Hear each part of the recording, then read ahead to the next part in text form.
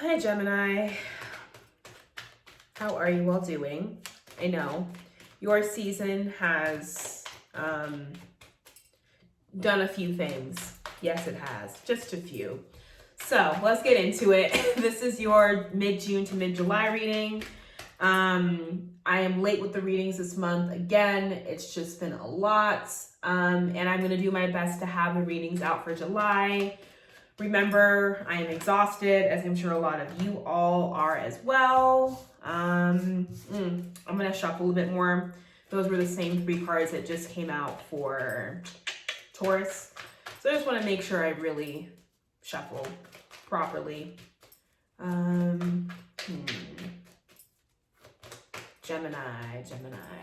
I hope you all are having good birthdays. Yeah.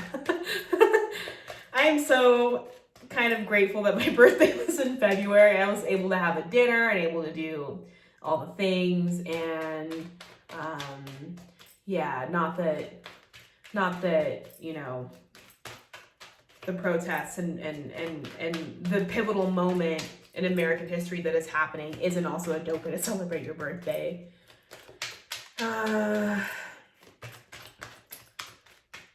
Sending love and strength and peace to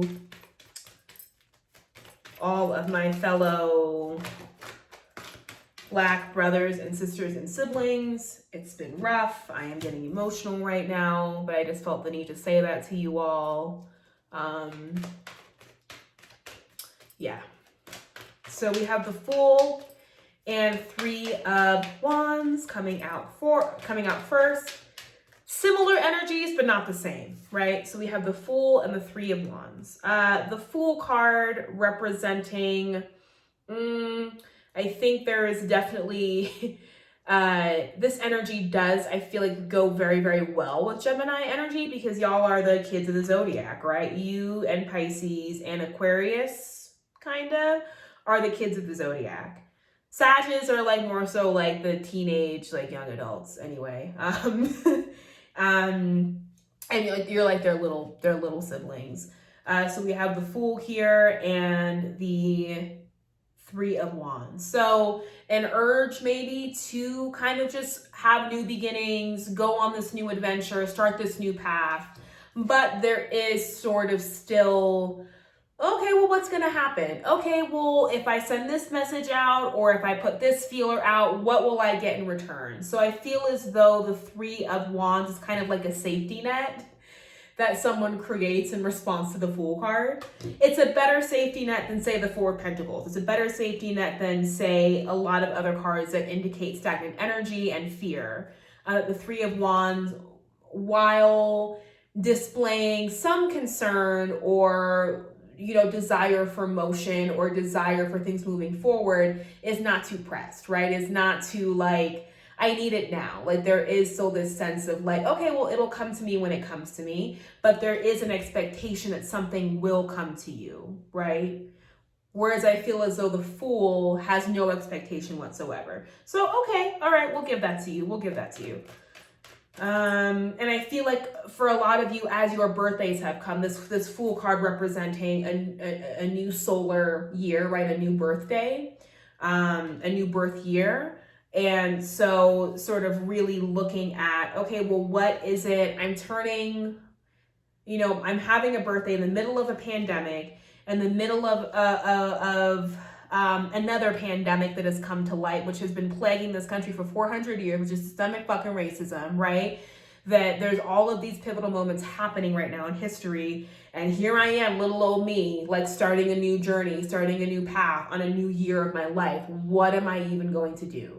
Right? Like, what can I possibly, it feels as though like you're standing at the edge of the world looking out and wondering like, what the fuck? Like, what, how did we get here? So let's keep at it. Let's keep shuffling for Gemini mid-June to mid-July. Also, how was Venus retrograde for y'all?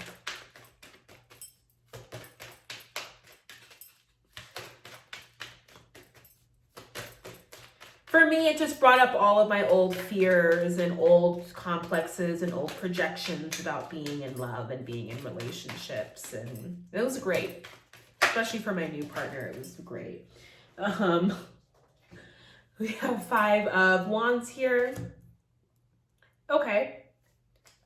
5 of Wands. So some creative squabbling, right? Some creative sparring. I feel I'm not, 5 of Wands isn't ever really like such a serious card of conflict for me. The Hierophant. Yeah.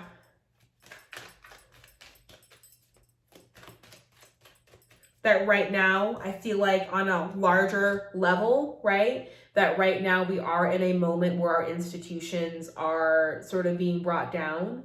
Our bigger institutions, the dogma with which we have been taught to live our lives by as citizens of the U.S. and really citizens of the world, right? That this isn't just something that happens to Black Americans, but that this has also been happening to Black people across the world, right?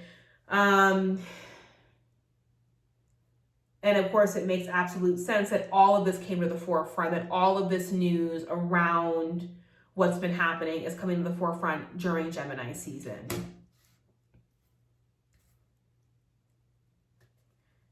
Okay, that you yourself are battling the dogma, is battling whatever outdated institutions are sort of infiltrating your own life, because the Hierophant and Gemini energy is just not like Taurus energy and Gemini energy. I don't really like look at those two and be like, oh, that's a great combination. Like I don't, one is a fortress, the other is sort of always kind of in this energy of like, okay, what's next? Okay, what's next? And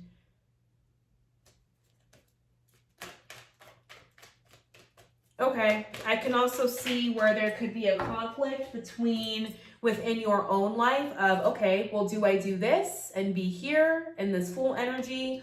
Or do I get serious about settling down some roots?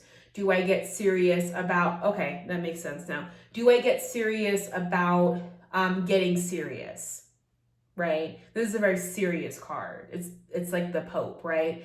So it's a very serious energy, or it's not the Pope, but it's definitely a highly revered religious figure and of a very serious religion. And so within yourself, I feel like Venus in retrograde has potentially brought up some questions about, okay, well, is my free-for-all floaty flightiness, how has that served me in relationships? Especially for those of you that have Venus in Gemini, how has the on to the next one, people think Aquarians are detached. Gemini are like, no.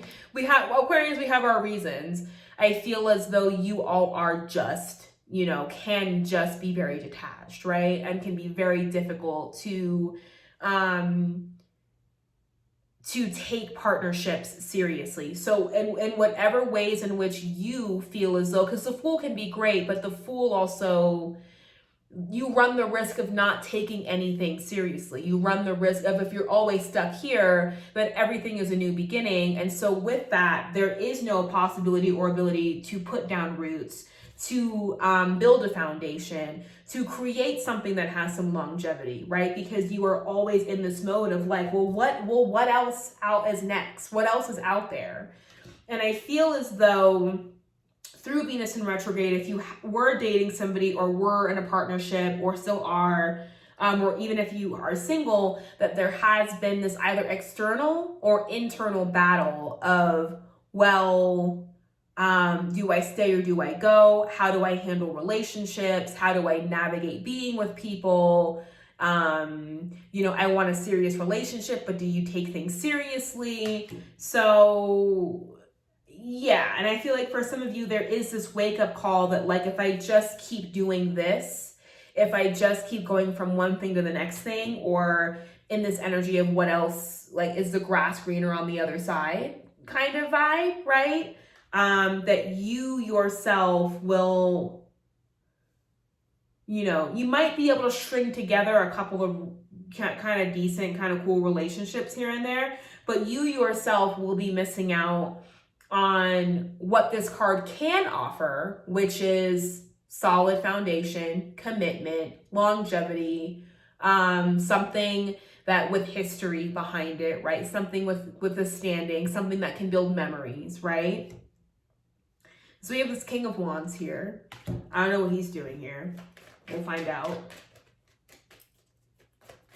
It could potentially be a fire sign, right? A King of Wands energy, a fire sign, or, a fiery person who is sort of instigating or initiating this sort of argument about things, or, this challenging you on this, right? That they are the ones, if you're dating a fire sign, they are the ones who are bringing forth the okay,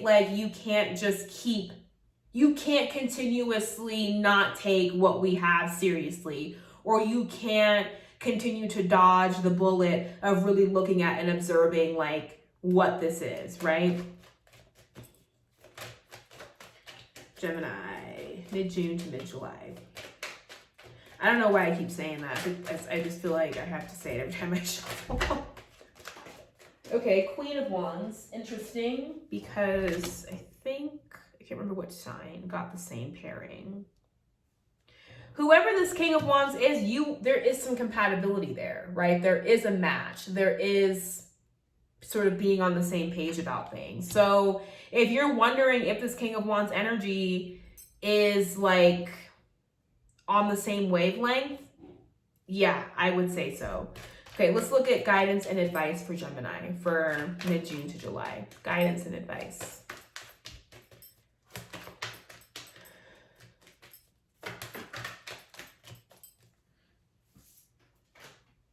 The Magician. Okay.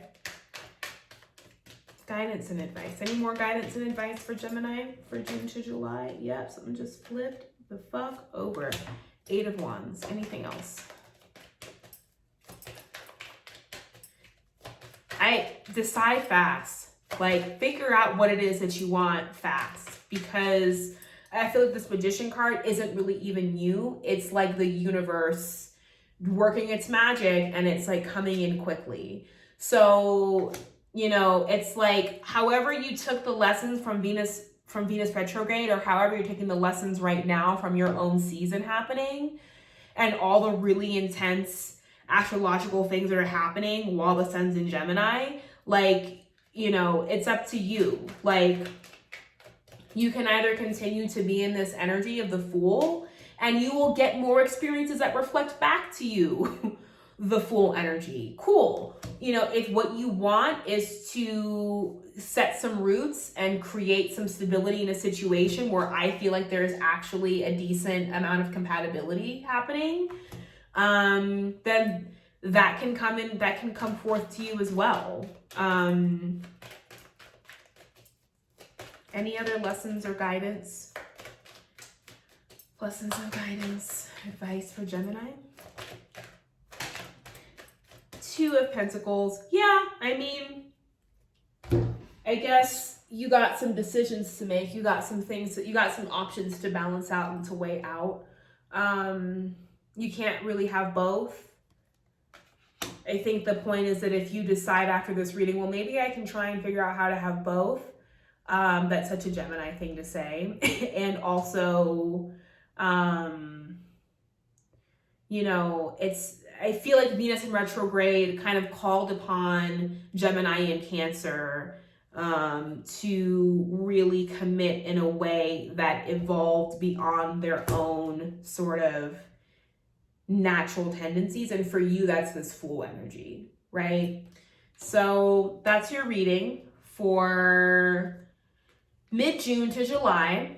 I will try and have your July reading done at the beginning of July, so we'll do some overlapping and kind of see how things are going. And I love you all, and please stay safe. if you're out there protesting, if you're an essential worker, if you guys take your kids to school, if you gotta handle business, just please stay safe out there. I love you all, and I will see you next month. Bye.